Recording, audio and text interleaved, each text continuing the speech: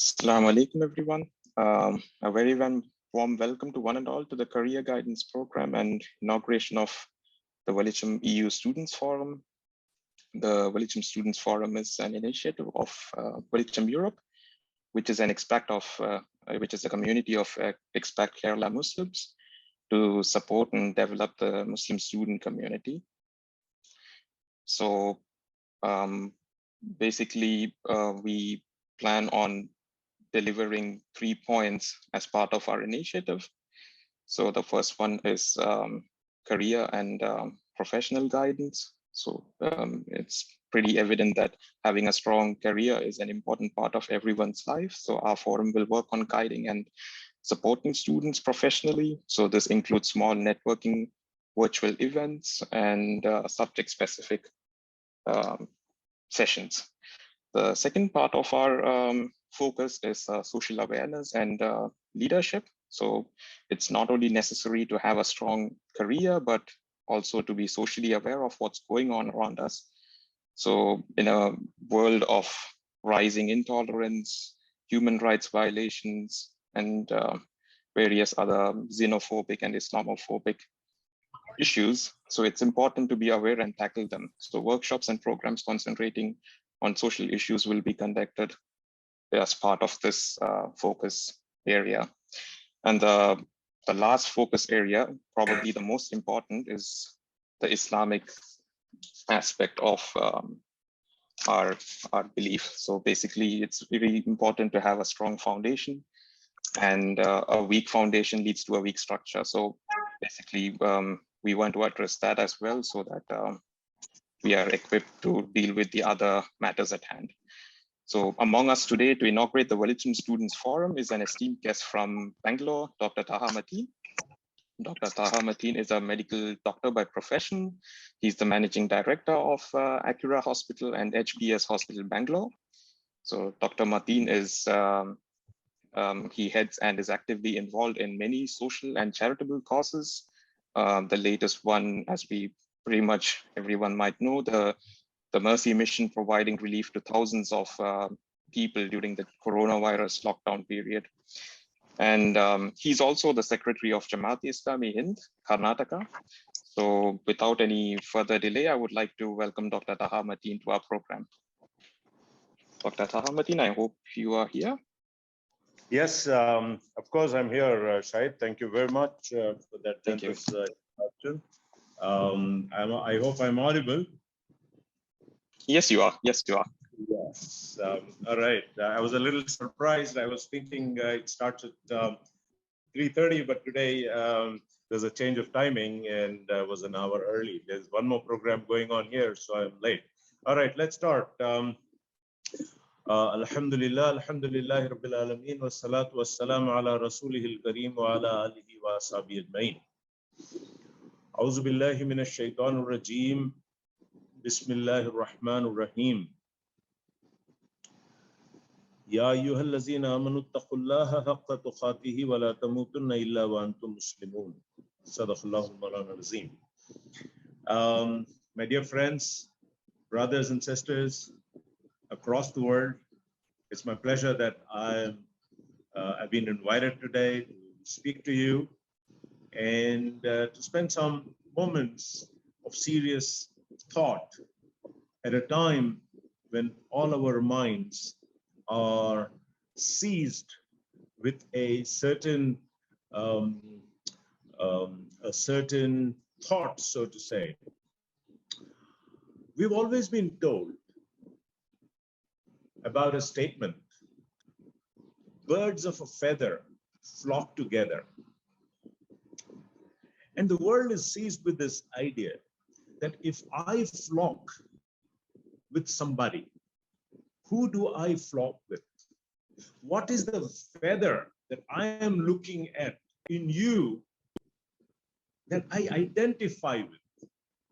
Today, the world is confused. They think, you know, if I have to be friends and close with somebody, he has to be of the same color. Racial identity. There is a question of linguistic identity. Does he have to speak English or German or Malayalam or Kannada or whatever? Does he have to speak Urdu language that I need to identify with?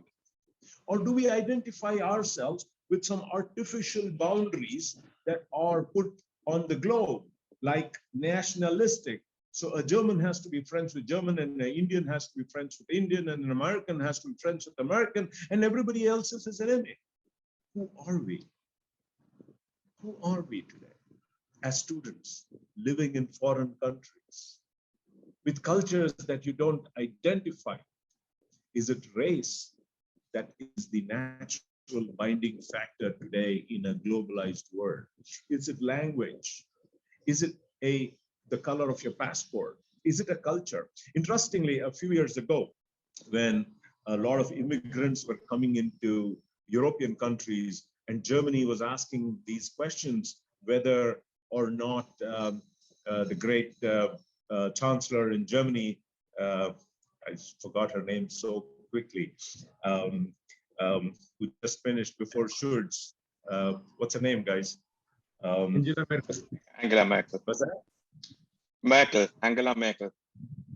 Angela Merkel. Oh, I still didn't get it. Your voice is shaking. By the way, when she invited so many Syrians into the country, people were asking, who are we? How are we different? Yeah, Angela Merkel, that's correct. So people were asking, who am I? And then I'm telling you, big professors, sociologists came up with these things, that in Germany, we need to drink beer. And that is our national identity. I can be friends with somebody who drinks beer. You know, when there was 9/11, people said, you know why they hate us? They hate us because we eat bacon for breakfast.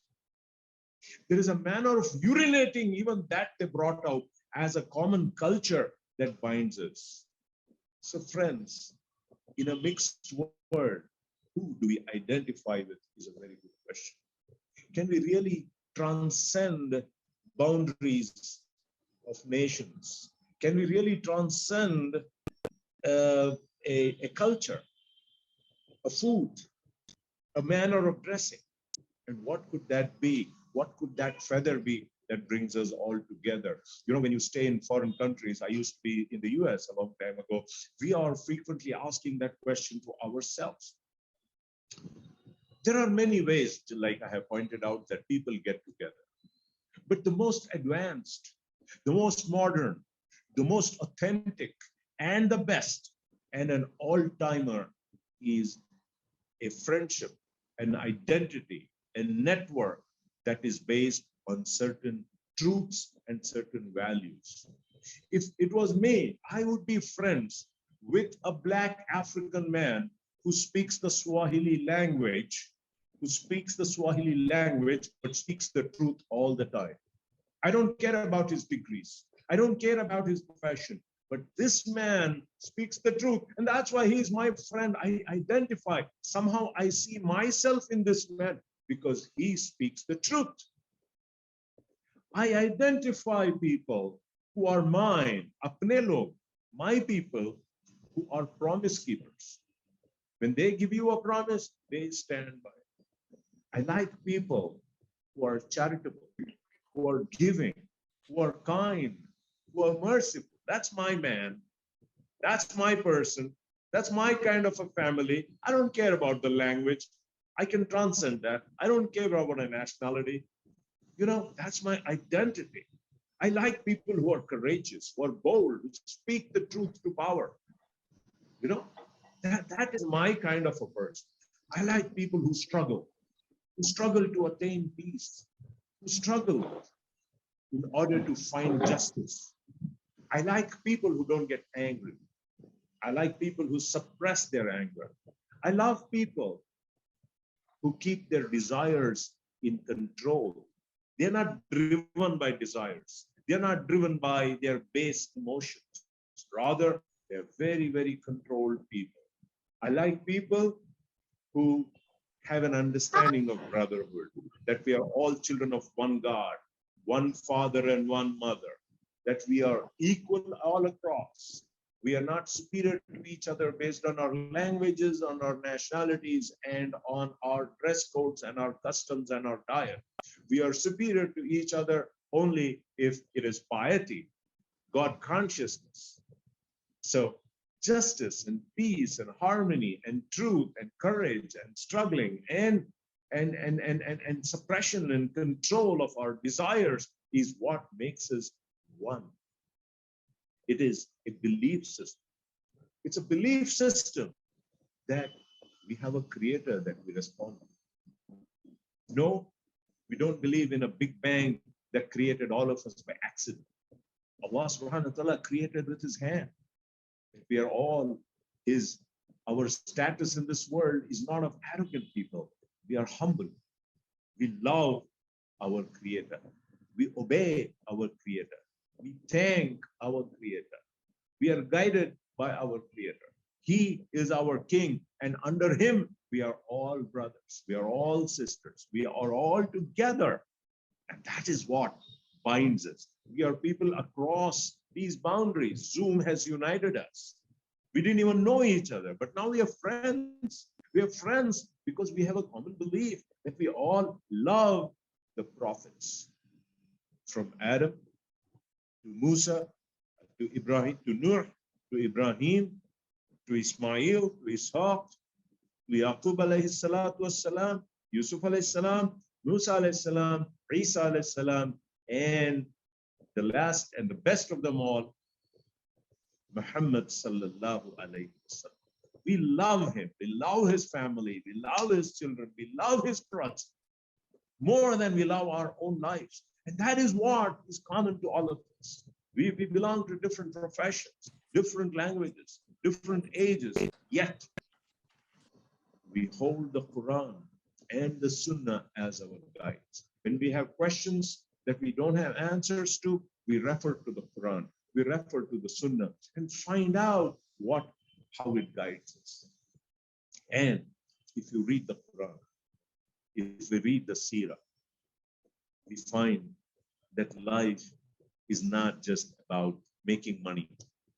It's not about buying a house. It's not about a lifestyle, and it's not about just enjoying.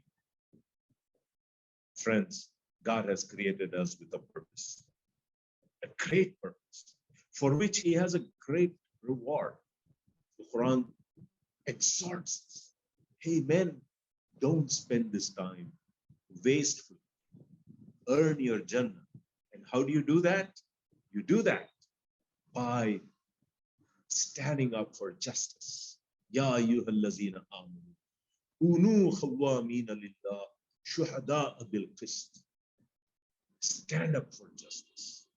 Don't be sleeping when the world is being oppressed, when the world is being bombed and sealed and destroyed. Stand up for justice. Speak the word of truth. Speak the word of mercy. Speak the word of patience. This Islam encourages us that we are all bound together with this purpose to stop evil, to stop the lies, to stop people from shameful acts, and to promote whatever is truth, whatever is beautiful, whatever is mercy. Friends, you and I have a responsibility to stand up. We're all going to die one day. We need to have hearts that are sensitive, that hear the cries of all those children in Ukraine, of all those pregnant women in Syria, in Burma, in Myanmar, in Rwanda, and wherever else there are atrocities on human beings. When men and women and children and families are being displaced, when their houses are being bombed and they're being removed, and young people are being put behind bars, who will speak up for them? Who will? Are we going to be selfish, inward looking? Me, my wife, and my children, is that all our responsibility is? Friends, we need to work hard. We need to struggle. We need to respond to these cries of hunger and pain that comes out and say, we will empower ourselves. We will work hard. We will study. We will become skillful. we will empower the truth through our skills, through our money, through our network, through our getting together. And that is what our identity is. We identify ourselves with truth. We identify ourselves with justice. We identify ourselves with courage. We identify ourselves with love for Allah, the Prophet ﷺ, and the love for the Quran. And we hold these books as our guides. We hold the Sunnah as our guides. And that is what we are all about. Let us understand that. Let us identify ourselves. It's not a shirt that identifies us. It is not a beard that identifies us. It is our character that identifies us. It is our honesty and sincerity and humility of approach that identifies us. It is our love for Allah and our remembrance of Allah subhanahu wa ta'ala, our obedience for Allah subhanahu wa ta'ala, that we pray towards the Kaaba, towards Mecca 5 times a day, and we bow our head, we touch the ground in humility, in thankfulness, and in appreciation of what Allah subhanahu wa ta'ala has done. That is what binds you and me. That is what makes us a global community of truth, of goodness, of justice, of mercy, as the upholders of these values and the belief systems that we have. Friends, right around the corner is Ramadan.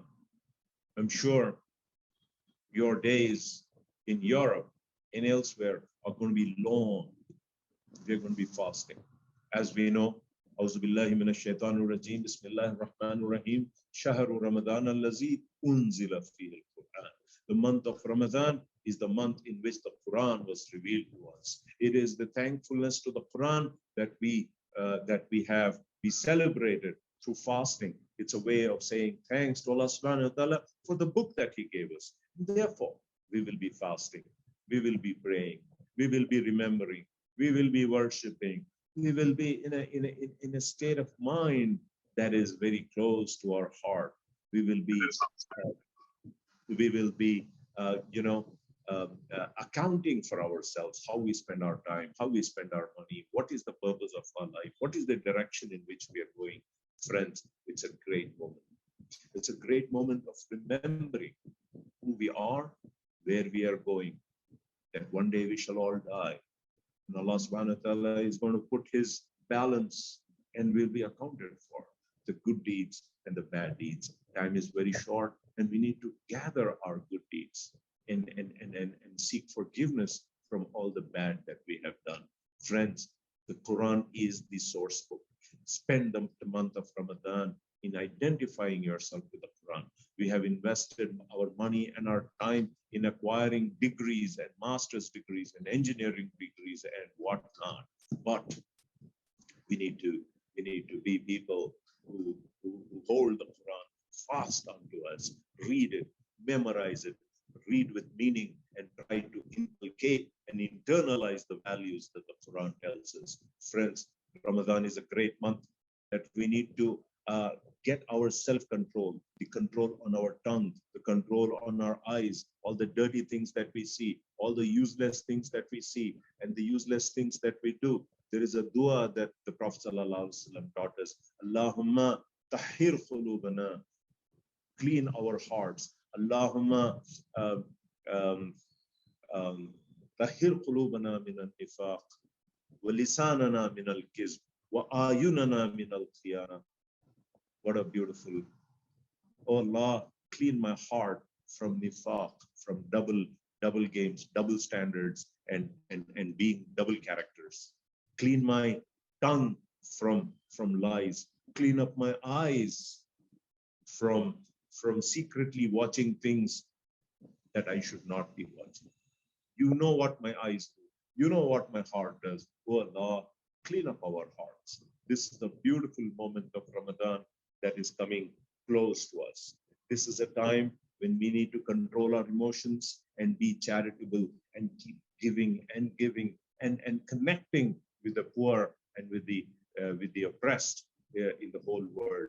Friends, this is a time that we tie up with our friends and our families, and we do ijtimai iftar. Together we do our iftars so that we know each other, so that we become friends with each other, so that we love each other for the sake of Allah subhanahu wa ta'ala alone. So we share our iftars, we share our suhurs, we share our dinners, we call each other home.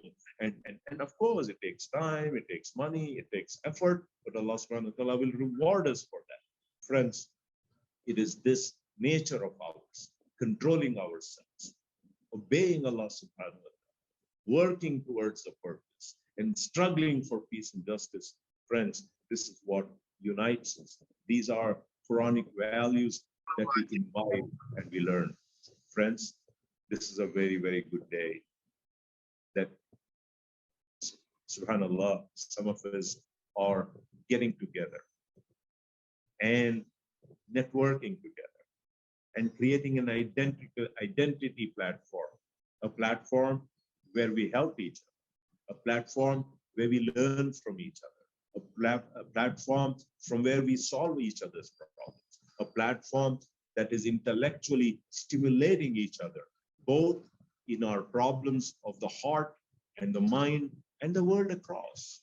Anything, you know, you need a job, you need a solution, you need a problem, you have a wife, they have a problem, whatever, how to bring up children, how to marry, how to live in this world, we will all learn from each other.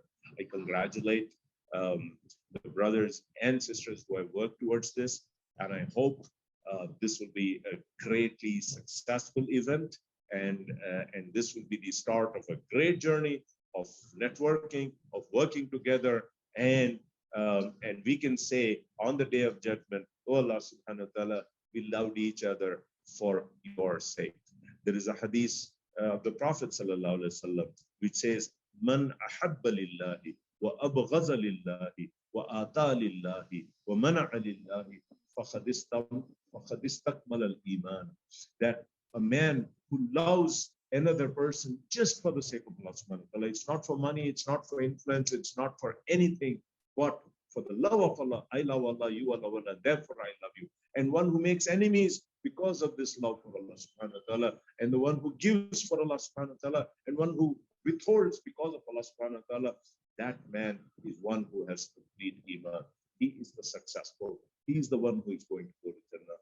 I pray to Allah subhanahu wa ta'ala that He cleanses our hearts, that He puts love for each other in our hearts, that He puts love for the purpose in our hearts, that He makes us strong, and that we overcome our desires, and we overcome our anger, we overcome our passions, and we become His slaves, humble slaves, sincere slaves, and inshallah, may Allah accept this deed of ours. Assalamu alaikum wa rahmatullahi wa barakatuh. Thank you, Shahid. Wa alaikum assalam.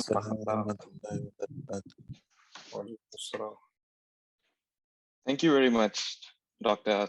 Mateen, for those profound and valuable words. To be honest, I wish your speech never ended. Inshallah, may Allah guide us and make us among the ones that unites people and serves them, inshallah.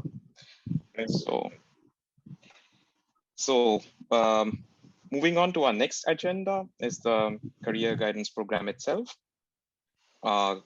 Guest speakers, before we move on to the question and answer session, our guest speakers will give a short talk. And after that, inshallah, we'll move on to the question and answer session. So our first speaker for today is Mr. Alexander Thies.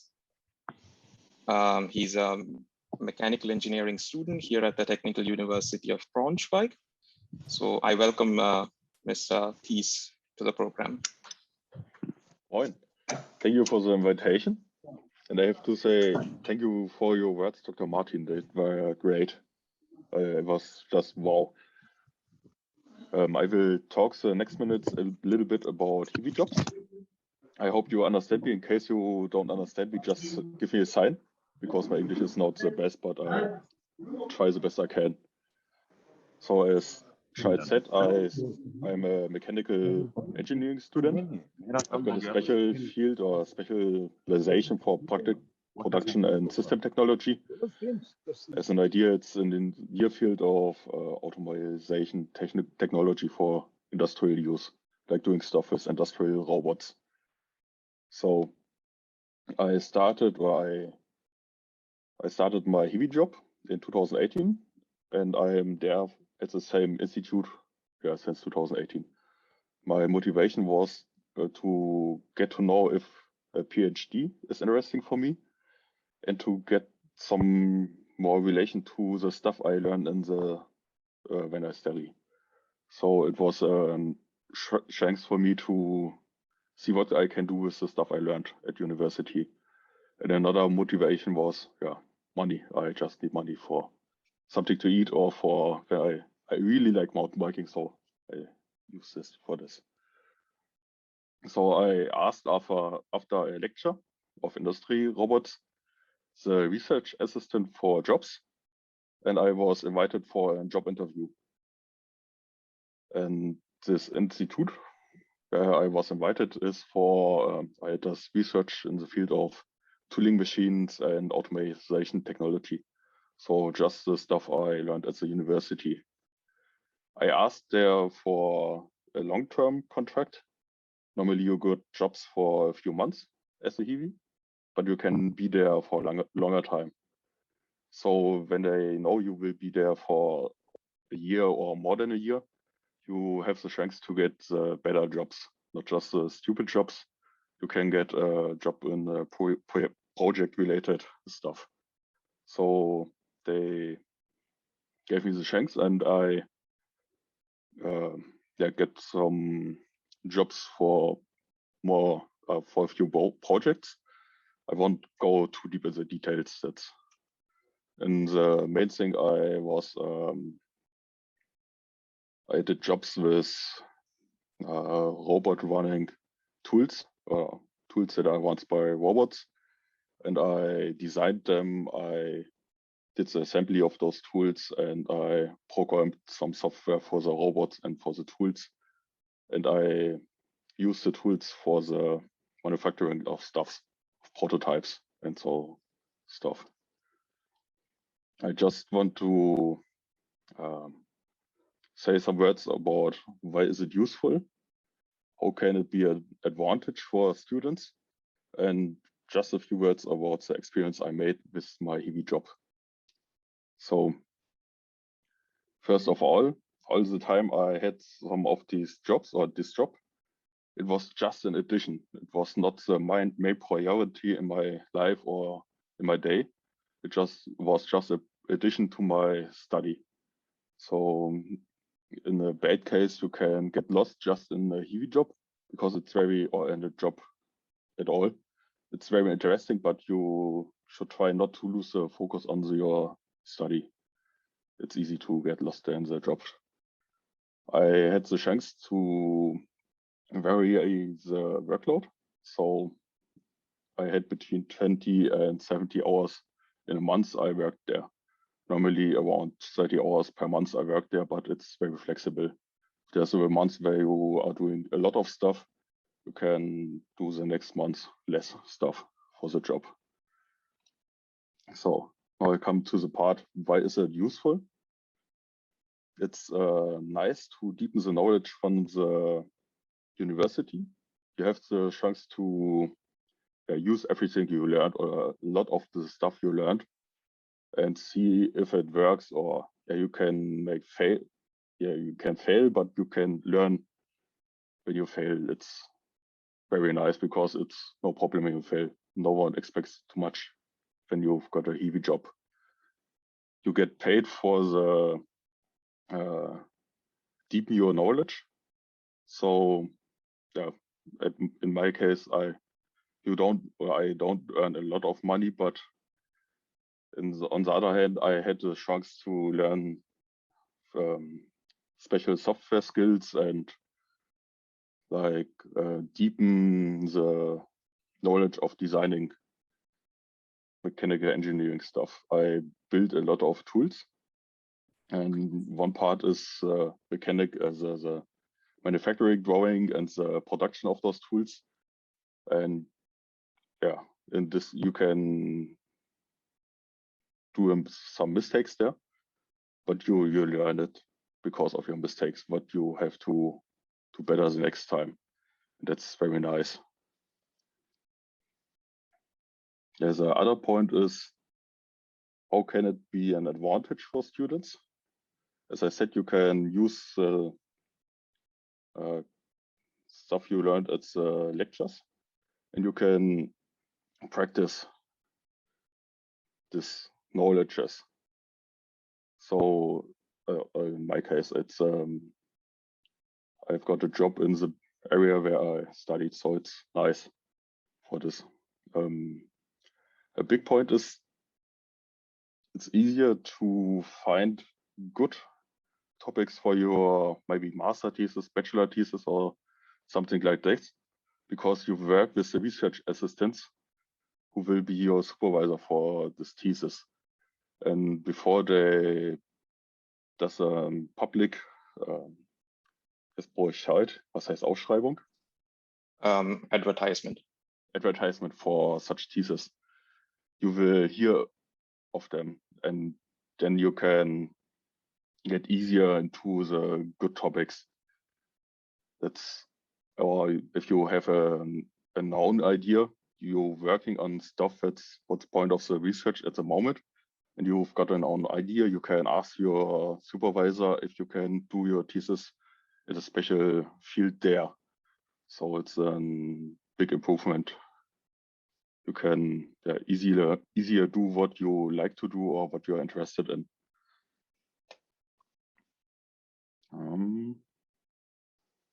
A big point is this time you use for this job.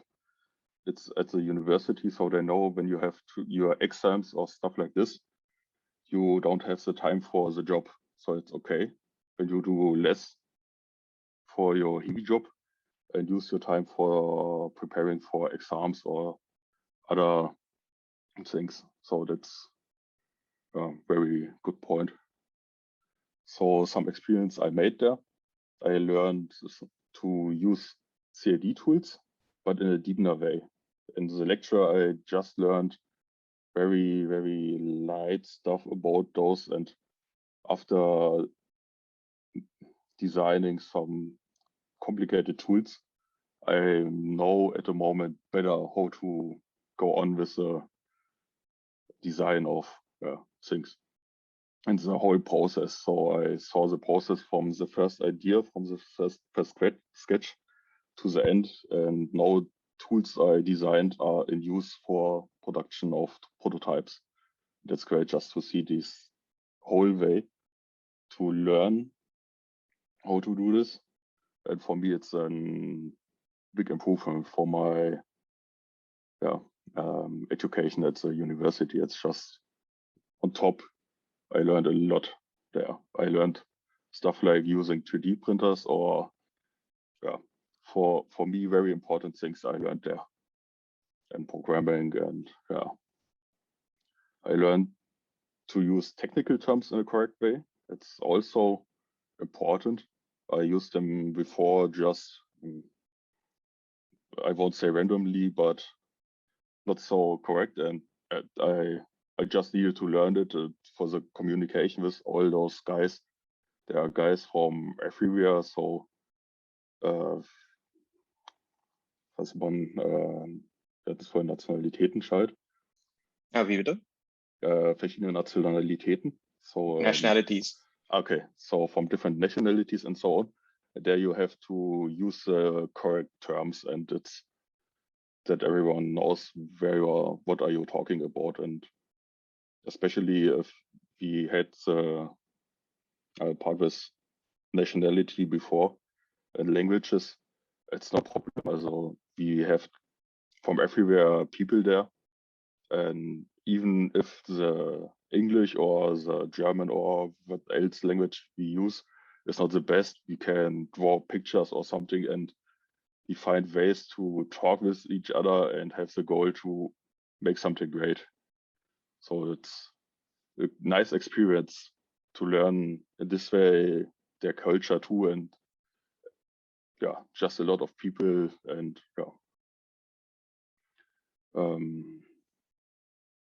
to bring it on a point, it was a useful addition to my studies to do this CV job, because I learned a lot of stuff I didn't expect it before. I had contact to the whole process of designing stuff from the sketch to the end to the use. And this was very important for me. And you can see if the department or sector you are in there suits to you or not. Maybe you get to, or you learn because of this job that what you studied or the sector you are in now is not the thing you want to do, or there is some better for you. Then it's easy way just to test it and then find another sector you might better suit in. That's for me very important. In the industry, I worked with people together, and I try to find words for it. The thing I study is a hard, I can say in a hard way, you replace people with machines, with robots and processes. And I got to know someone who was very happy because he was able to replace 100 people just by robots. And I learned that's not what I want to do. There are jobs that are, or there are Aufgaben. Tasks. Tasks that are good to replace with robots, where you have to assembly stuff over your head, also where your body just hurts from. That's okay for me. But I try not to get in a sector where I have to replace just a lot of people because I can it. That was a big thing I learned in this job. And I learned that there are I just get a better view of the sector that I study and what I can do with this stuff. As I started studying this production and system technology, it was just because I was very fascinated with robots and this programming stuff, and I didn't thought about the consequences that everything I can build is something to replace people. So I started, because of my heavy job, thinking about where I want to do for what I want to use my knowledges. It's not necessary that I'm just there to replace people. I can do processes what people are not able to do. So this is my sector I am now going into. Like there are complicated fiber placement processes where I am now in. What's not possible to do by hand, but with industrial robot you can do it. This was important things I learned just to think about the consequences of my job, and yeah, like I said, that's all. Thank you, Alex, for your valuable insights into student research jobs. That was pretty. There was stuff that you said about ethics and aspects that normally doesn't get considered while looking for a job, but it's a very good point that you brought out, and I'm very happy that we could share it on this platform. Thank you once again. So next up, we have our second speaker, Mr. Nadeem Moidu. So Mr. Moidu is a software engineer at Google. He's based in Zurich, Switzerland, and he's here with us today. I would like to welcome him. Nadeem, can you hear me? Yeah. Yes. Yeah. Assalamu alaikum. So I'm a software engineer at Google, and today I want to present a few things that I learned over the course of my career here. A lot of this is motivated by the performance review platform we have in Google, and this is where employees are evaluated on what they do and how successful their year was and so on. And I found that the platform or the framework that Google uses for this is a really useful tool that can be used in many scenarios. It can even be used for social work. So how do I understand that my social work is useful, and so on. So today I'll be using that framework to explain how you can present a good application for a position in a company or a university or any position. And one thing I want to really highlight in this presentation is how to look at a thing from the reader's point of view. So when you're presenting an application, you often think of yourself, but what you really need to think is how the other person will read it, and how they will appreciate the different things that you put in an application. So the focus will be on the other side, not on you. So let's get into this. So the the scenario here is like you're trying to apply for a job, or maybe a research position, maybe some work under a professor, anything like that. So I'm not really being specific, but since I am from a software engineering background, a lot of the examples will be from that point of view. So to start with, what makes a good candidate? It sounds like a theoretical question, and I'll also give a theoretical answer. So to be a good candidate, you had to be useful for the position. So this sounds obvious and it sounds so theoretical, but this is something that can be really applied in practice. So if you are submitting a resume, um, every single thing in your resume should be saying that you're a good candidate and you will be useful for this position. What this means is that when the reader looks at your resume, like he or she should be able to look at any place in your resume and say, oh, this makes him a good candidate for this position. And this means, first of all, you should not have any irrelevant things there. You should not have obvious things there. So some examples, like you're applying for a software engineering position, you're saying, okay, I know how to use like Microsoft Word, or Google Word, Google Docs, or things like that. Is it a relevant skill in some other scenario? Maybe, but it's not relevant for this position. Similarly, if you're applying for a research position, a lot of things you did for like building a tool may not be relevant for that position. So you don't have to list out every single thing that you did. What is important is everything in your resume should scream out like, I'm a good candidate for this position you're considering. Similarly, if you're applying to a professor to do some project or research work under them, um, you should try to understand things from their perspective. You should know what research work they did, try to build a background of their work and tell them, okay, I have learned about your work. I have understood what you work on, and I'm interested in this for this reason. And then build a connection, and that way you can understand it from their position. On the other hand, I find like people just make one resume, or if they're applying to professors, they'll just have one template and just copy paste and enter different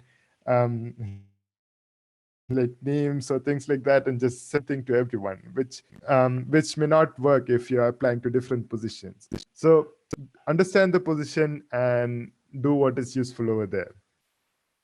Next. So you'll be having a bunch of skills and projects in your resume. So what makes a good skill or a good project? So coming from like I said, I was motivated by the performance review framework we have, and the main thing that we use would be how useful was your project, or how successful was your project, and we focus on measurable things. So your a project would usually have an end user. So if you're building a tool, or if you're building an app, app or if you're building some software, you usually have some users of the app, and that will and there will be some use for the app. So try to quantify that with numbers. So if you are building an app, like it was used by 5,000 users, or maybe you are improving some part of a project. So you explain that you improved accuracy by X%, or you're streamlining a process. So say you reduce maintenance time or cost by X%. So being measurable like this shows that you are very result oriented, and that means you don't just do random work, and you show that you are very useful for the company. So anything in your resume that is not measurable or that doesn't show that you're useful, you should be removing them. Some examples of what does not make a good project. Like you explain the project with a long list of steps that you took to complete the project. Like if you don't see any relevance to the reader, like I wrote this project, I first started with a doc, and then I talked to a lot of people. Like unless you can explain like why is each step useful, everything else should be removed. Like you watched like you did a course to learn that thing. Like unless you can explain why that course is relevant, there is no point in just listing out a lot of steps. Similarly, like why it was hard for you. Like if you're just explaining, okay, it took me so much time to do this, I like if you're explaining you learned a lot of technology, you used a lot of technology that might be relevant for the company, that's very good. But if you're just listing out, okay, this was a very hard project, things like that, that doesn't make a lot of difference to the reader. Another aspect is vague statements, like it was very high quality, I'm a fast learner, I'm a team player. Like these are important qualities, but coming from you, it doesn't make a lot of difference. Like everyone can claim to be a fast learner, but this might be useful if someone else is writing about you, or if you can show with proof that how you like learn something very fast, things like that. But unless you can quantify these with proofs, simply mentioning a lot of these would imply that you don't really have anything to show. You just copy pasted some words from some sample. So it is important to be measurable and show that the skills you have are really worth presenting. Another aspect is leadership. So usually a company has to do a company or any initiative has to involve multiple people. And apart from the usefulness of the project itself, the success usually depends a lot on how you interact with different people. So there is this aspect of leadership. So when you're at a high level, what you need is to be a leader of the entire project, be able to manage a lot of different people. But leadership is also important at a low level, where you try to show your independence or how you take initiatives. So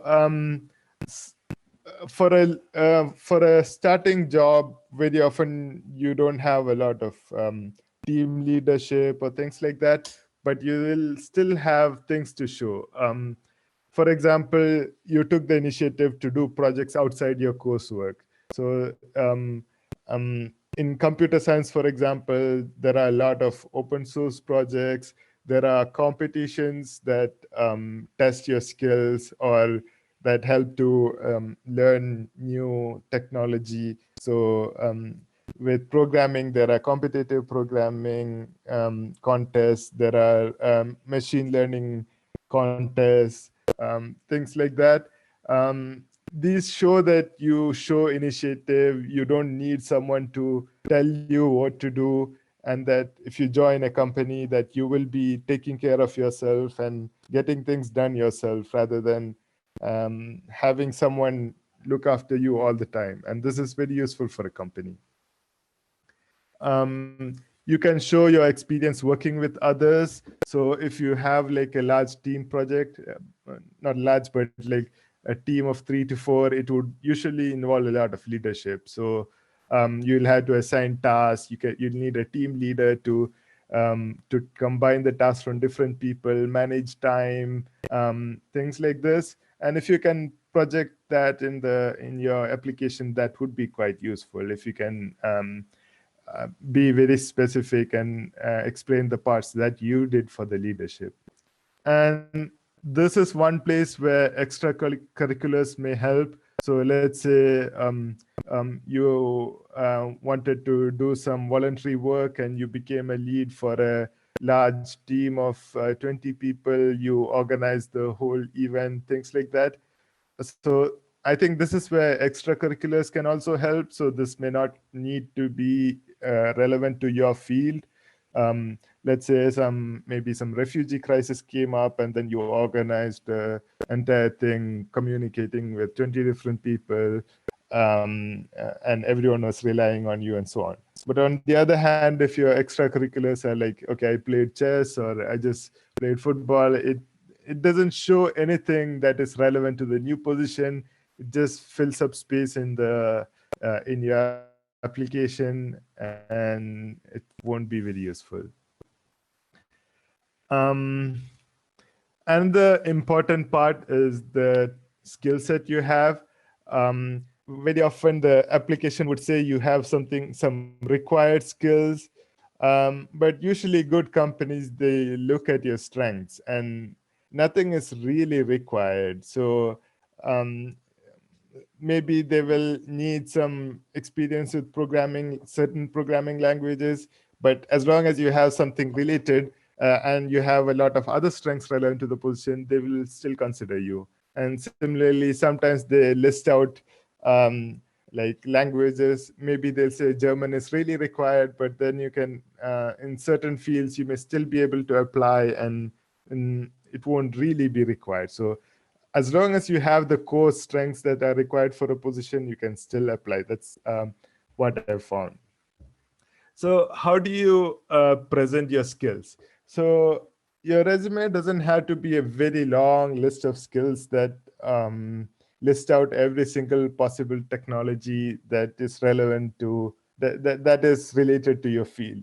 So I see like some people listing out some 10 different programming languages, but in reality, you usually use like only 2 or 3 in a project. So the others are really useless, and it shows that you don't have a focus, deep knowledge.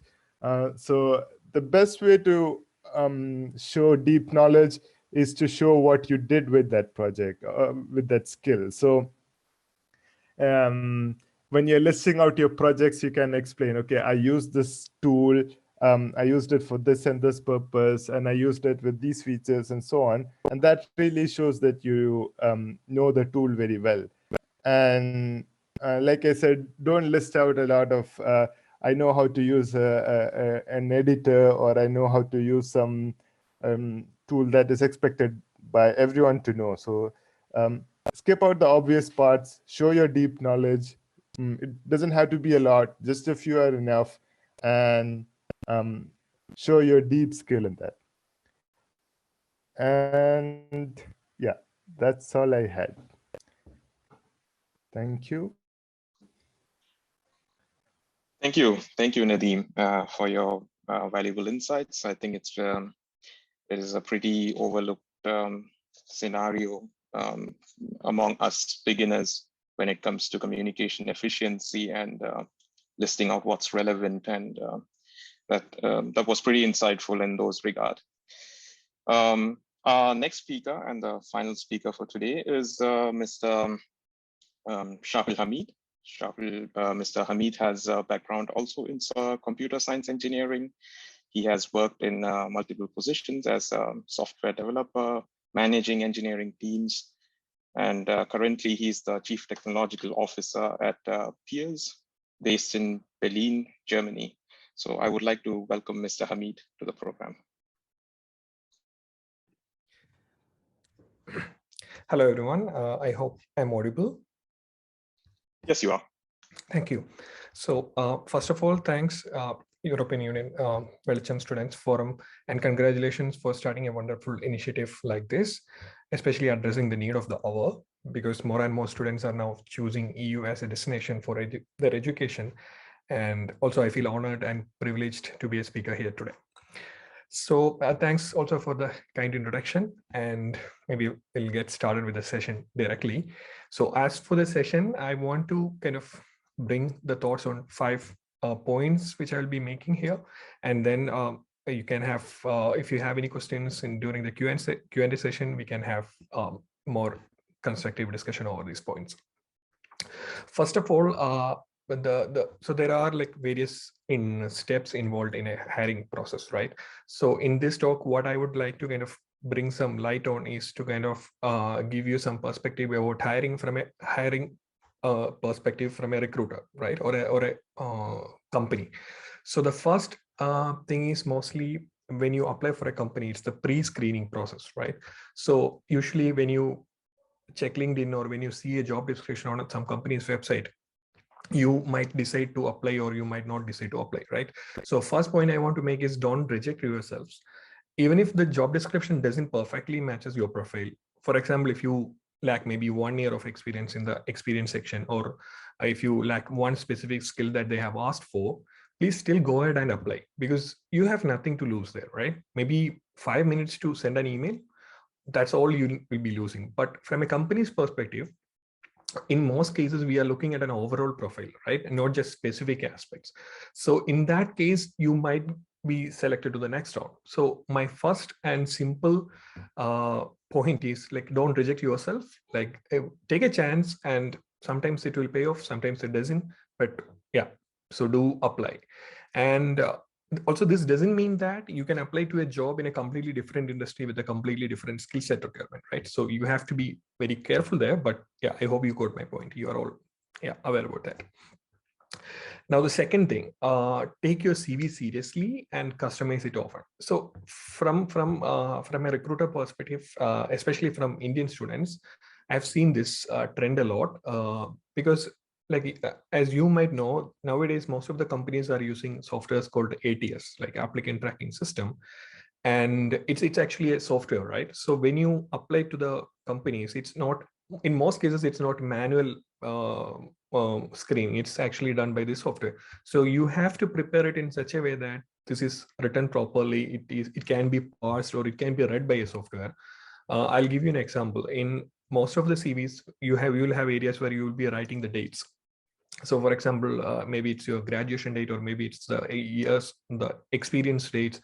So please try to use consistent and standard date formats. Like, for example, if you want to write March 2020 in one place, please try to use it as March 2020, rather than if you write it one place March 2020, in other place 03/2020, it's actually, it's confusing. So basically, when you are preparing CVs, if you have like consistent data formats, that will definitely help. This is one example. And another thing is, like, try to shorten your CV. The single, if it can be customized, if it can be summarized into a single page CV, that's a sweeter, and that's the best thing. But also, when you apply for a company, you don't have to write each and every experience in your CV. So imagine you have experiences which is not relevant to that job. You don't have to mention that, right? You can focus on the experience that is more relevant to that job, so that the people who are screening or the ATS can screen it faster. And then after the ATS screening, there will be a manual check before the first interview call or something. Then it's much easier for the recruiter to kind of skim through your profile and kind of make points. Another important thing is there is a trend that people just create one CV and then use it for each and every company. So you know, right, that the competition is more increasing day and day. So to kind of give you a better edge over others, what you can do is actually customize it to each and every company, right? Similar to the motivation letter or the covering letter that you are writing, what you can do is you can go to the company website or job description from the LinkedIn, wherever you found the job description. You can actually look at the words that they have used for the technologies, right? For example, if it is a software engineering job, they will be looking for experience in building software or using Python and like that. So you can make sure that if you already know Python or if you already know building software, then you can make sure that you put the right words in the keywords in your CV. So this is a simple hack which you can do. And there are tools like jobscan.co where you can copy the job description on the one column. You can copy your CV on the right side. Then this website will give you how much percentage of matching is there, right? So this is exactly what the companies are also doing in the back. Like they have an ATS system and they will configure all the keywords that they are looking for in the CV, and they will put up a percentage like 70% match, 80% match, and then only the CVs that clear this match will go to the manual recruiter stage. So this is something you can already do. So the website name is jobscan.co. I can send you the links after the session. So that is that. Now, third, I think, which is very relevant in EU. So most of the countries in EU have their own language, right? Like, for example, in Germany, German is more widely used. So I have also seen this trend. You have to do your research about the work language of the company, right? So for example, if it is a company that uses German as its official language and its work language, like they all communicate in German, it actually makes sense to prepare your CV. Also, if your work involves German a lot, for example, if you're working for a sales and or marketing, and you will be using German for your work also, it makes sense to prepare your CV in German. But for instance, my company, Peer Solutions, we are registered in Berlin, and our work language is actually English. And I still get interviews from Indian students in German. It's actually a lot of time involved for us to kind of translate this into English and then kind of read through it, because I don't understand German. I can't read German properly. So do my HR, and she's not German. So this is a problem. So when you apply to a company, and if the recruiter has like 50 CVs to review after the pre-screening is done, then they will just go through the CVs, which makes their effort easier. So if a language is a completely different one, which is in Italian or something else, it's very tough for them to review. So please do your research. Please take your time. Maybe you can go to the company website and see this information, or if you're concerned, you can actually write to the recruiter itself, like what is a work language and things like that. Then the fourth point I want to make is leverage the power of online courses and build portfolio. So I have heard, I have spoken to many students, and they say that, so I have studied this from in my bachelor's, but my bachelor's education or my syllabus was so outdated, and I don't have the right skill set for the industry. What should I do? So my best suggestion would be, like, there are a lot of online websites like Coursera, edX, Udacity, Udemy, right? Most of these courses, websites offer online courses which are free. And if you think that your bachelor education or even your master's education is not helping you to build the right skill set, you can use these courses to build the credentials, right? You might get certifications from these courses, and you can definitely add this. And these days, like from my company, and I also know a lot of companies, they do seriously take care of these credentials. And yeah, and that way you can bridge the gap of your skill set.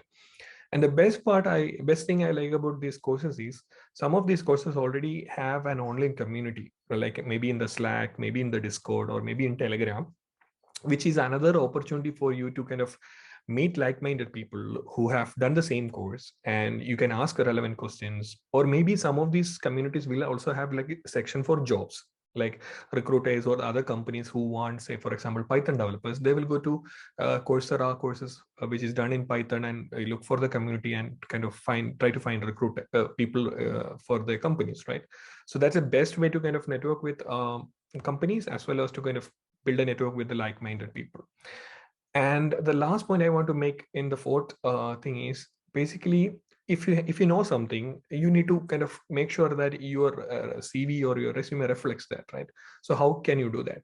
For example, if you are a software developer or a software engineering enthusiast, what you can do is you can build sample projects, right? You can build sample projects, say, for example, a simple REST API on the backend and a simple front end that is consuming this REST API, and then you can host it in GitHub. right? And you can add this GitHub link in your profile. So that will give the recruiter a perspective that, okay, this person has done something and here is the code. So I can already look into your code and see how are your coding standards. I can already get a judgment about your skill set. So that helps me a lot in moving the process. Similarly, for machine learning and data scientist enthusiasts, there is a community called Kaggle, which you can use to kind of do competitions or basically train, get certifications and get validations. And similarly, there's a community called Stack Overflow, where you can answer questions, technical questions. These all will act as a validation of your skill set, because yeah, the kind of points you make in Stack Overflow will definitely make you stand apart. Yeah. And my fifth point would be how to prepare for the interviews, right? So there are many rounds, like the first round with the HR or the hiring manager, second round maybe a little more technical, then sometimes there would be a coding challenge involved, and towards the end there will be a cultural fit interview. And this is very generalized, it will vary from company to company, but basically what I see from most of the candidates which I've interviewed with, so the first round interview, you usually start with a self-introduction, right? Like we ask the people kind of, can you introduce yourself a little bit? And I was often wondered, like, people don't even prepare for that question. Like that is a simple question you can expect for every interview, and people will take like 10-15 minutes for a simple introduction, and they talk about everything. And that is a clear red flag for the people sitting the other side, right? You are not prepared for the interview, you don't even know how to consistently present yourself, right? That's a clear red flag. So one thing you can do is basically, like, it shouldn't take more than 3 or 4 minutes. That's a simple one, I would say, or maybe less than 3 minutes. You can use your mirror, you can prepare your body language, you can try to kind of keep a smile on your face, try to kind of prepare for that, and keep a very small short pitch, right? And that's very important. Also, another thing is, like, you also need to do a little bit of background check about the company and the role. And you also so there is a area where towards the end of this round they will ask, okay, do you have any questions about this role, or do you have any questions about the company? You should actually make use of that opportunity, because if you ask some questions about the company, then the impression that you give to the other side is, okay, you are really interested in this role and you have done your research. What you can ask is like, how is the product roadmap looks like in the next year, or how large is this company, or how does a typical day look like for me if I join your company, or how does the success looks like for a person if I join in this company? These are the common questions, and you can find it in Google. You can simply search. So asking these questions definitely help you a lot. If you don't ask any questions, that's something, okay, not so good, I would say. And also try to be on time, and especially I think I don't need to repeat this, but in Germany, people like people who are very on time. So yeah, so that's very important. And then another thing you can do is actually on website or on tools like Glassdoor, what you can do is you can already research about the interview process about most of the companies. So like Nadeem said earlier, so in Glassdoor or in Google, if you search Google, you can find actually the interview process in many of these companies, so that you can be better prepared, right? You can also find some sample questions, or you can also find some common asked questions. So these are all there, right? It's about your initiative, and it's about your effort to kind of go through it and kind of prepare it. And last, I would like to make 2 bonus points. So the first bonus point is, you might feel this is a bit opinionated, but since you are all students, I wanted to tell it this. Imagine you have 2 different offers, right? So one with a higher pay, with a okayish learning curve, and another with a relatively lower pay but a high learning curve. So I know everyone's situation is different, and if you can live with the lower pay, if the lower pay, in the sense it's a relatively lower pay, if it suffices all your needs, all your financial needs, and if that company offers you a steep learning curve in terms of the projects that you are going to work there, in terms of the team, in terms of the maybe there is a very good mentor there, and also there in terms of the challenges that you take early on in your career, I would strongly recommend you take the latter one, because you will thank yourself later. Because the short-term pain, long-term gain, and early in your career, like in your early 20s or mid 20s, please try to optimize for your learning, because that will definitely help a lot later in your career. yeah, that's one thing I wanted to make.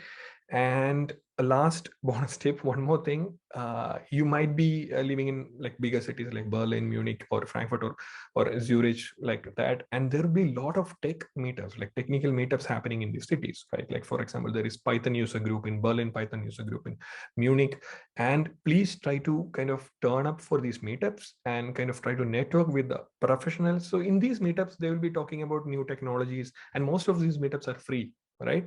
And or if they are charging, they will have free offers for students. So the best thing is you can understand what's happening in the industry, right? Like so that you know, okay, what I'm learning in the bachelor's or what I'm learning in the master's, is it relevant for the industry?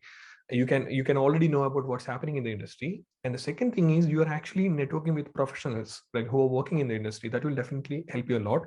You can ask questions, you can meet them, build relationships, build network, so that at the time when you're looking for a job, you already will have like 5-10 contacts where you can reach out. And trust me, most of the companies, they doesn't publish the job ads like earlier, right? They do is they look into their own network. Can I find someone who is already in my network who can do this job for me? So in these kind of communications or in these kind of meetups, you can find this. And most of the people who come for the meetups actually say, okay, we are looking for a senior backend engineer, and in after their presentation, they always have this pitch, right? So that's that.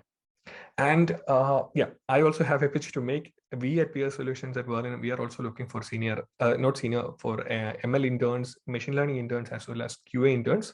So I will share my website in the chat. If you are interested, please do apply. Lastly, thanks once again, organizers, for the invite.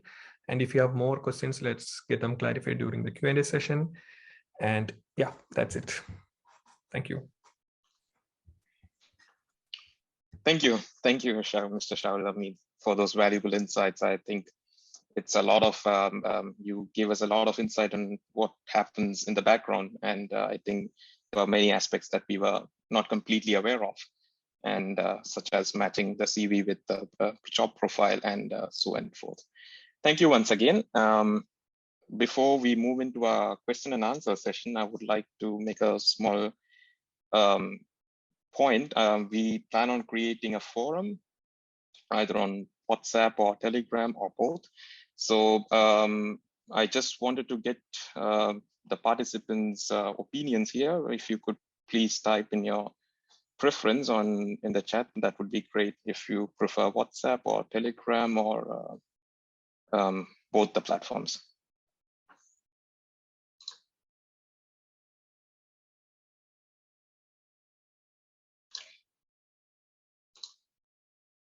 So you can type in your preference, and yeah, so let's move on to the question and answer session. So how we plan on doing this, if you have any questions, please do type in the chat. So and try to keep the question short and simple so that everyone who is here can ask their questions. So please do type in your questions in the chat, and we can go on with the question and answer session.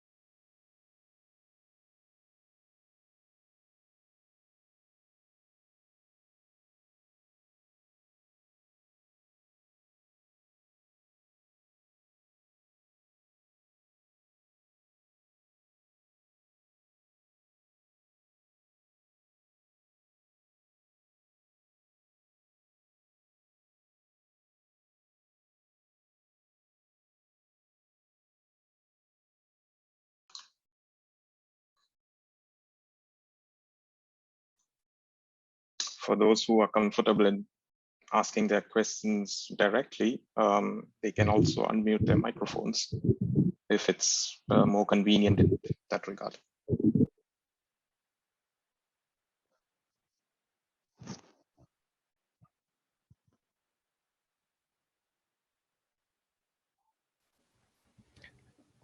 Yeah, so there was a question for me about FANG companies or Google. FANG are considered like the biggest companies in computer science these days. The main difference would be that these companies are expecting people who stand out. So you should really have things in your resume that is not just learning a bunch of technologies. So one, there are two important things these days, like for software engineering, competitive programming has always been useful. So it shows your algorithms and data structure skills. There's a question whether it's really useful inside a company, but it shows that you are ready to tackle a lot of problems in a very efficient manner. So the questions also, like the interview questions, are also often related to data structures and algorithms. And these days, there's also the machine learning aspect. So Mr. Shahul Hameed also mentioned Kaggle and machine learning projects you can do from other platforms. So there are a lot of projects related to that inside the companies. And if you can show that you are already into it and you've already shown experience with those, it shows you have already started with those, and that really helps. So show that you already have the skills needed to get started. So either data structures, algorithms, or these days machine learning. So it's mainly for software engineering. I'm not very familiar with other roles, but you had to show that you stand out in these fields.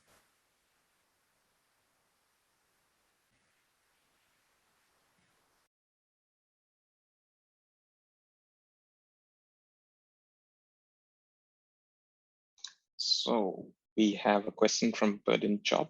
As I don't have any past experience and skills, I'm pursuing MS in digital marketing. So I want to know, what should I do to get internship? Any certification would be helpful. Thank you. This is a pretty specific question, which comes under the spectrum of digital marketing. We do have experts, but I think it's a very, very subject-specific topic. And I will try and connect you with an expert personally so that you can pose the question. But if there is anyone who can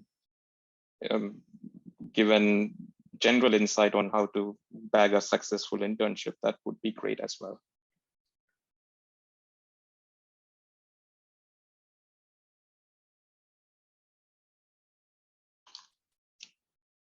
Maybe Mr. Hameed, you work on hiring a lot of interns. So is there anything specific? Yeah, actually, like you mentioned, I also don't hire digital marketing interns, but like you can, when you think from the first principles, like from a recruiter perspective, what I'm looking for is if this person has already done something in digital marketing, right? So for example, Facebook ad marketing or Google SEO or ad placement, stuff like that. And there are a lot of online courses offered by Google itself or offered by Facebook itself, which is actually free because they want more people to use these ads and stuff, right? So if I am looking at that your CV, and if I see that already you have a certification, then definitely that will be that is something which I consider as a bonus. So I would really recommend that. But like you mentioned, if there is a recruiter who is specialized in this area, can give more specific inputs. Yeah.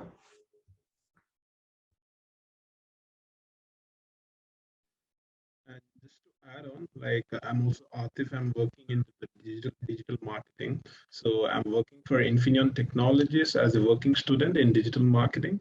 So the tools majorly what they use is like related to the Google Analytics and Data Studio. So whatever the data that comes, like we track it in that Google Analytics, and then we do the analysis in the Google Data Studio. So if you want to focus on digital marketing, then these two tools would be like really good option for you. So I think that's a best start for you to go on with the Google Analytics and Data Studio. Thank you very much, Atif. The next question is from Nadeem. Is there any good websites for job search? I think I can give you a short answer.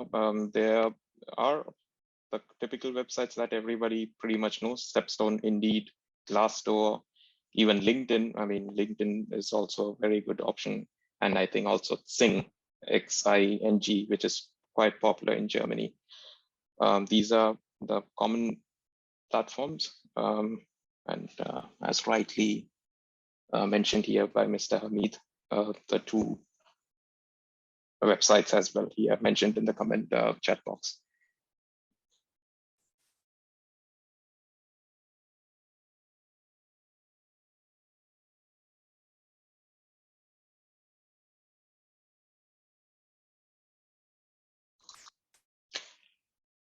Is there anyone who would like to maybe get a specific idea about the student research projects, since we are mostly students here, or maybe many of us might be at the beginning of our studies? Is there any questions in that regard?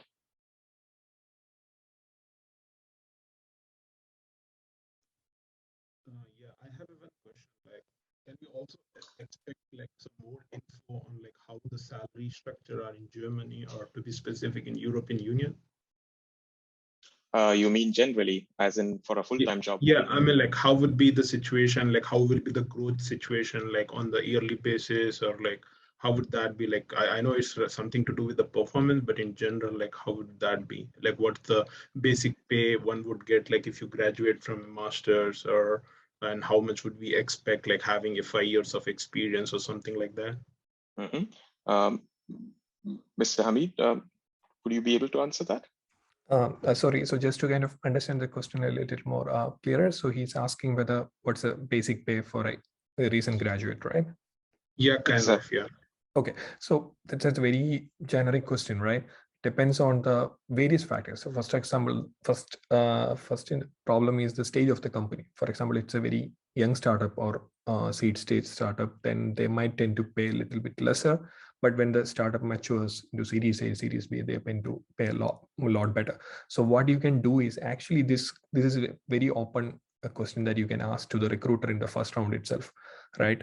What is the salary range? And usually the recruiters ask this question in the first round: what is your expected thing, right? In that case, if you are not sure about the pay range, what you can ask is, this is my first job interview, or this is I'm just applying to companies, so I don't have much clarity on the exact requirement, exact pay range. Can you give me the pay range for this position at this company? You can ask this question, and this is completely fine. And with that range, and it's recently, if you have noticed, EU has directed a new initiative where the companies have to publicly put the salary range in the job description itself. So I think that is going to make the job easier for you guys. Yeah. Thank you, Hameed, for your answer. Yeah. We have one question from Hisham. I am a data science student. I would like to know how to find good research projects. Alexander, maybe you can, because you did a project with machine learning, maybe you could give a good insight on how you landed that project in short. Da brauche ich mal ganz kurz auf Deutsch, was du genau damit meinst. Der studiert jetzt Data Science. Ja. Und der will jetzt wie Studienarbeit, also nicht ganz Studienarbeit, aber so Forschungsprojekten machen als Student, und der braucht irgendwie Tipps, wie man das erfolgreich ein Studienarbeit oder ein Forschungsprojekt so kriegen kann. Ui, okay. For me, the key was that I had this heavy job, and my supervisor did some stuff in the section of artificial intelligence. And he had a very big, also in my case, he had a very big Arbeit, thesis for this. Yeah, a topic spectrum, I would say. Topic spectrum. So we talked about it. I wanted to learn Python. That was my intention. And he had this topic about artificial intelligence. And so we got together. But it was easier because I knew him from the job.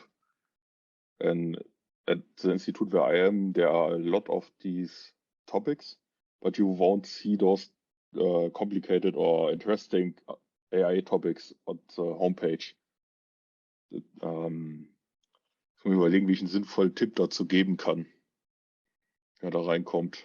Wie meinst du so, wie man so besser ein... Für mich war die Chance, dass ich da schon gearbeitet habe, dass ich dadurch die Leute kannte, die verschiedenen Themenbereiche, dass ich einfach sehr tief da drin war, dass ich da schon wusste, was gemacht wird, ähnlich wie bei diesen Konferenzen zu Python oder Ähnlichem.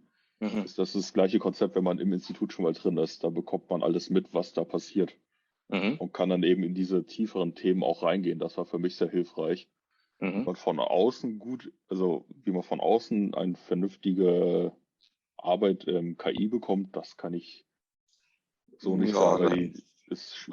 Die Erfahrung hast du ja auch gemacht, wie das lief. Genau, also dann würde ich kurz formulieren. Also ich versuche dann das jetzt kurz zu formulieren. What Alexander meant is that he did have, like I said, like he said during the first talk, one of the advantages of having a student research job is you get to meet people and you build a trust with these people. And when you have that trust between people, like because these supervisors that gives you these projects, they needed to be done in an efficient manner because it's not just a project for your studies, but it's going to probably end up in the industry as well. So that's that. So they normally give good projects to people that they trust. So the first step is you have to build that trust. And the best way to do that is if you're at a big university or even a small scale university, it's good to find a HEVI job, a student research job. And that's one tip. Because that's what normally works here at our university. Our university is a very big university in Germany. And if it works here that way, it pretty much works similarly in other universities. And building that trust is a key to getting those good projects. Secondly, you can, as an external, apply for projects. That depends on, like mentioned by all the experts here, finding the relevant positions, because these research jobs are also published as positions at the institutes. So you have to have a look at the institute, what they're doing and what they have published, and then match your CV according to the description that they have put out. And most of the time, people are open to accepting students from outside. In my case, that was the case. You do have an interview with that regard. And you have to do some convincing on your part. So it involves a lot of preparation as well when you're applying from as an external. So the next question. Ich würde noch mal kurz zu KI selber. Das werde ich auf Englisch dann nochmal übersetzen. Wichtig ist, dass man das Thema vorher vernünftig absteckt, weil es sonst sehr groß werden kann. KI ist ein nettes Buzzword, das aber, wenn man es vollumfänglich macht, den Rahmen einer Arbeit im Gesamten sprengen würde. Man kann einen Teil der KI machen, das heißt Datenvorverarbeitung, die KI selber oder implementieren oder die Auswertung. Aber alles in einem Projekt ist zu viel, sowohl für eine Masterarbeit als auch für Studienarbeit, Bachelorarbeit. Das kriegt man das nur oberflächlich. Okay. What he meant, the other point was, if you're working in artificial intelligence, data science, mostly data science and artificial intelligence is a huge spectrum. So there's data pre-processing and then developing the algorithms and then evaluating it after that. So you should be pretty much sure on what you want to do. I mean, you have to somehow make a reasonable boundary condition, because otherwise it can get really big and it can be really time consuming. So you have to be careful on where you or what kind of work you're taking up, because there are some things at stake. So just be sure of that your work is well cut out, so that you know what you're doing and not just going into a storm that will be a lot harder to come out of. So I hope I've made that pretty clear. The second question was from Jaz Ahmed. I'm a bachelor student in mechatronics in Germany in second semester. How to get internship, as it is required 6 month mandatory internship in sixth semester. Let me know tips and other details. Mechatronics again is it's a huge field. So it's a combination of electrical engineering, computer science, and mechanical. So there is a lot of field, areas that you can go into. And since you are in your second semester, normally the mandatory internships is after the fourth semester. I think after the fourth semester, if I'm not wrong. So that you have covered the required courses that, because the second semester might be too early to land a mandatory internship. I think the tips and other details, it was pretty much covered in the talks and in some of the answers that Mr. Shahul, Hameed, and Nadeem have explained here. So is there anything more that you would add extra to what you have already said, Mr. Hameed or Nadeem, with regard to internship?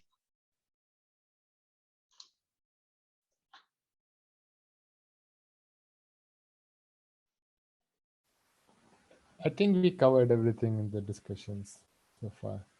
I don't have anything more I can add.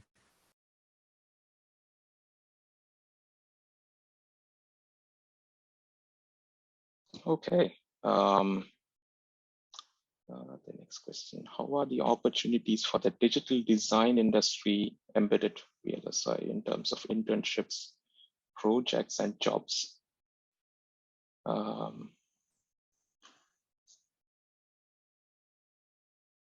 Mr. Shahul, is this something that would come under your area? Sorry, can you repeat the question? How are the opportunities for the digital design industry, VLSI embedded, in terms of internships, projects, and jobs?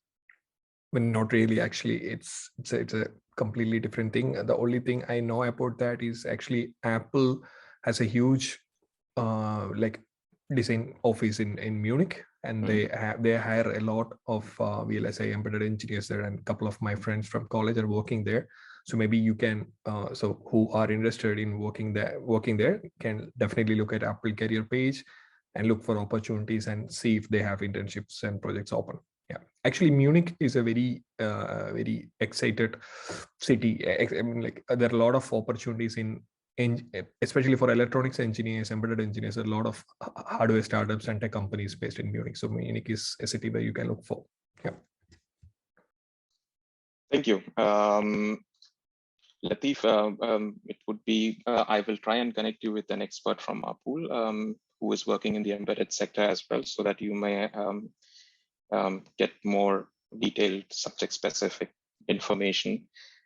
Just write us an email. I'll post the email address, and then I'll try and connect you with someone.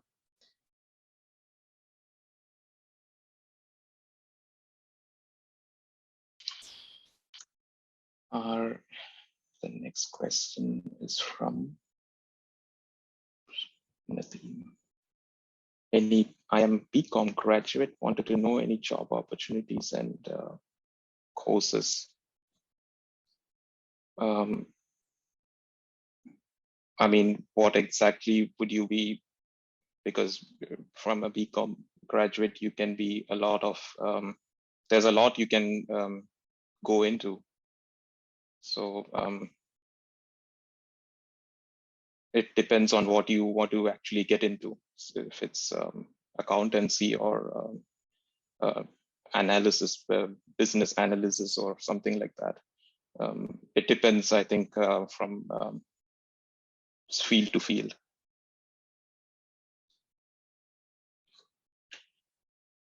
So the next question is from Sumaya.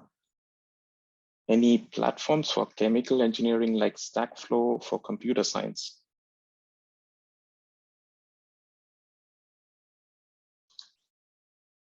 I would ask this question to Alexander.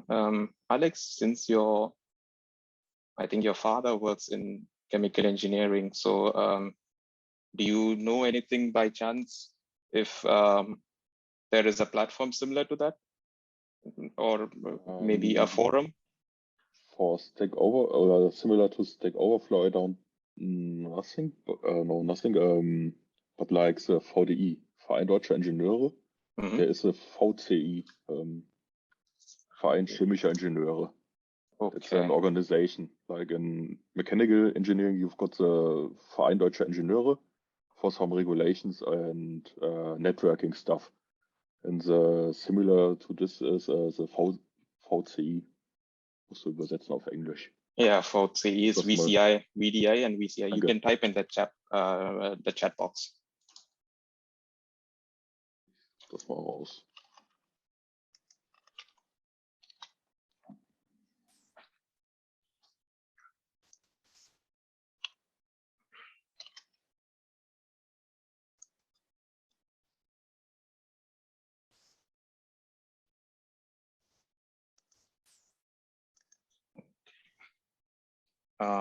Was that all, Alex, or did you want to add something more? That's I just add the VDI Mhm. for the mechanical engineers and yeah, but VCI if you're okay. chemical. Thank you. Hanil Mohammed is currently pursuing masters in finance. I don't have prior experience. Any suggestions to acquire skills related to finance analyst to get into working student actually? Okay. Again, that would be something really specific related to finance. Like Latif did, if you leave me your email, I can try and connect you with one of our people who's into finance, so that you get a much more detailed info regarding that, because otherwise it's pretty much generic what as to a working student application would involve.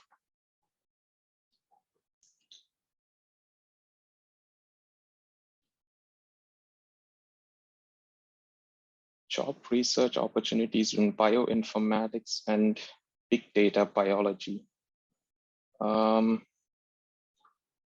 That again, unfortunately, is also very, very specific topic. And inshallah, I will communicate to you through email.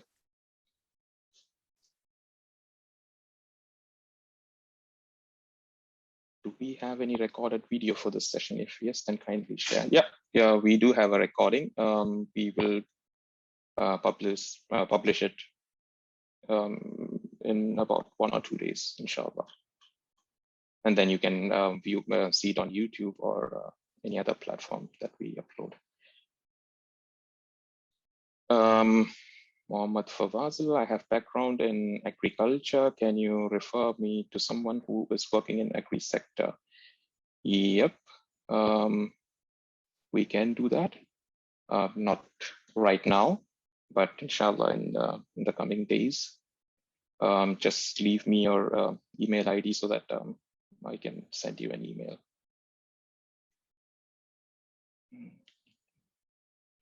Yep, thank you, Mr. Hameed, for your time. And as he rightly mentioned, he's looking for student interns in machine learning and QA engineering roles. So if you are interested, please do have a look at the website, pssolutions.com. And it's pretty cool place to work as well. It's Berlin.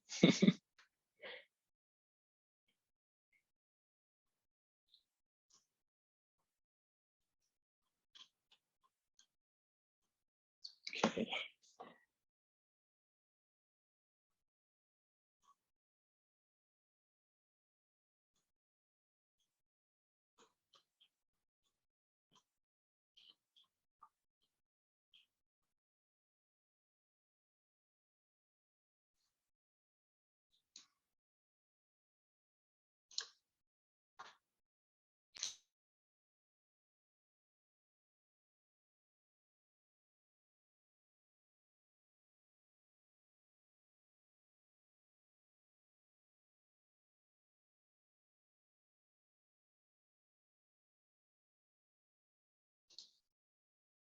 Yeah, so I guess most of our questions have been asked.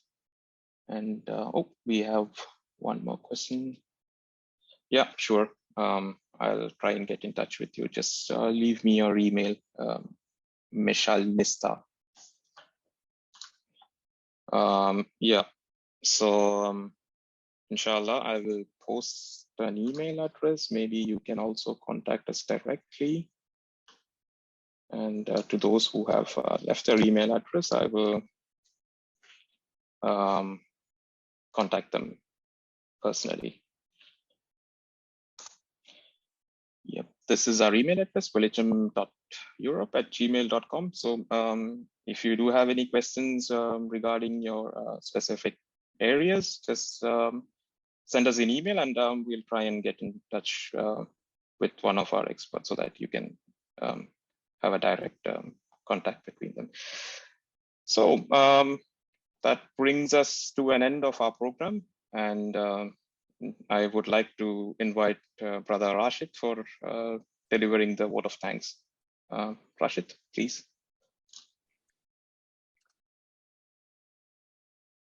Jazakallah khair. Shahid, I hope you can hear me. Yep, I can hear you. Okay, so Assalamu alaikum wa rahmatullahi wa barakatuh.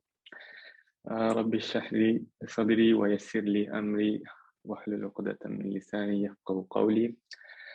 First and foremost, all thanks and praises to Allah subhanahu wa ta'ala for blessing us with the opportunity to gather here online and learn under the niyyah of truly fulfilling our potential as students and career starters in the EU market.